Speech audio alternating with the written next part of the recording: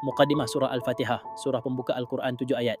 Makkiyah adalah pengantar yang mengajarkan doa kepada Allah untuk petunjuk sebagai kunci memahami seluruh Al-Quran.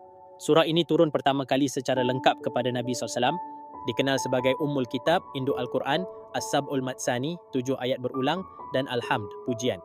Ia wajib dibaca dalam setiap rakaat solat dan dianggap doa hamba yang dijawab langsung oleh Allah. Struktur dan makna utama. Bismillahirrahmanirrahim. Mulai dengan nama Allah yang Maha Pengasih lagi Maha Penyayang, menunjukkan segala urusan dimulai atas rahmatnya. Alhamdulillahirabbil alamin.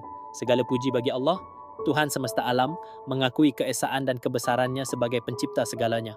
Ar-Rahmanir-Rahim, Maliki Yaumiddin, yang Maha Pengasih lagi Maha Penyayang, penguasa hari pembalasan, seimbang antara rahmat dan keadilan akhirat. Iyyaka na'budu wa iyyaka nasta'in. Hanya Engkau kami sembah dan hanya kepadamu kami meminta pertolongan, mengikat ikatan hamba dengan Tuhan. Ihdinas siratal mustaqim. Tunjukilah kami jalan yang lurus, jalan orang-orang yang Engkau beri nikmat, Nabi Siddiqin, syuhada, syalihin. Bukan yang dimurkai atau sesat, doa inti untuk hidayah. Ulama tafsir seperti Ibnu Kathir sebut surah ini merupakan ringkasan daripada keseluruhan Al-Quran. Separuhnya puji kepada Allah, ayat 1-4, separuh doa hamba, ayat 5-7.